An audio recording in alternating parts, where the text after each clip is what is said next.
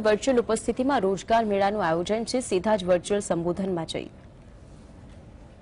30,000 से ज्यादा पंचायत भवन बने हैं या फिर 9 करोड़ घरों को पानी के कनेक्शन से जोड़ना, ये सभी अभियान बड़े पैमाने पर रोजगार पैदा कर रहे हैं।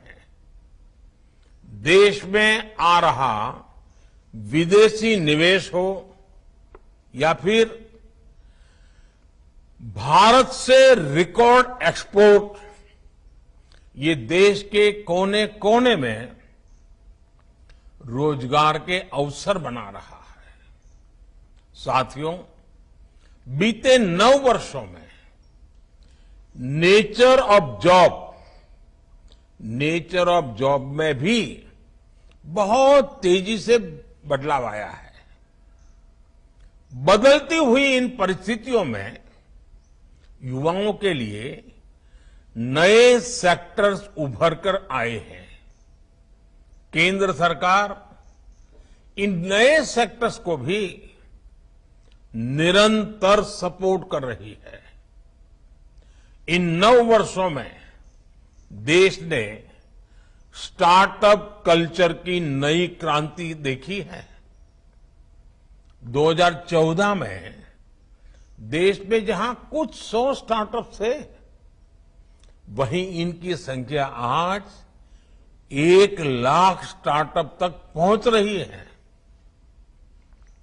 और अनुमान ये है कि इन स्टार्टअप्स ने कम से कम 10 लाख युवाओं को रोजगार दिया है।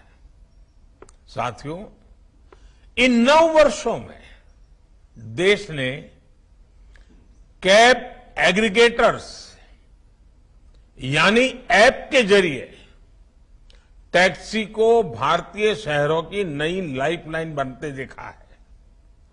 इन 9 वर्षों में ऑनलाइन डिलीवरी का एक ऐसा नया सिस्टम तैयार हुआ है जिसने लाखों युवाओं को रोजगार दिए हैं।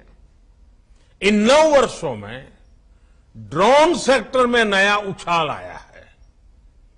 फर्टिलाइजर के छिड़काव से लेकर दवाइयों की सप्लाई तक में ड्रोन का इस्तेमाल बढ़ रहा है।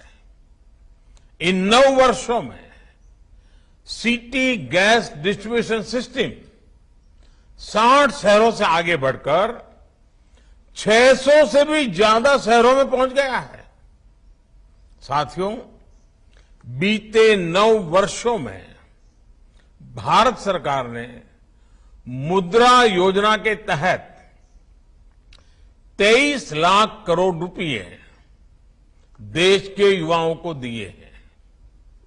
इस राशि से किसी ने अपना नया व्यापार कारोबार शुरू किया है, किसी ने टैक्सी खरीदी है, किसी ने अपनी दुकान का विस्तार किया है। और इनकी संख्या लाखों में नहीं, मैं गर्व से कहता हूं, ये संख्या आज करोड़ों में है। करीब करीब 8 से 9 करोड़ लोग ऐसे हैं जिन्होंने मुद्रा योजना की मदद से पहली बार अपना स्वतंत्र काम शुरू किया है। आज जो आत्मनिर्भर भारत अभियान चल रहा है, उसका भी आधार देश में मैन्युफैक्चरिंग के माध्यम से रोजगार का निर्माण करना है। पीएलआई स्कीम के तहत केंद्र सरकार मैन्युफैक्चरिंग के लिए करीब 2 लाख करोड़ रुपए की मदद दे रही है। ये राशि भारत को दुनिया का मैन्युफैक्चरिंग हब बनाने के साथ ही लाखों युवाओं को रोजगार में भी सहायता करेगी। साथियों, भारत के युवाओं के पास अलग अलग सेक्टर्स में काम करने की स्किल रहनी बहुत जरूरी है। इसके लिए देश में उच्च शिक्षा संस्थानों, कौशल विकास संस्थानों का भी युद्ध स्तर पर निर्माण हो रहा है। साल 2014 से 2022 के बीच हर साल एक नया आईआईटी और एक नया आईआईएम तैयार हुआ है।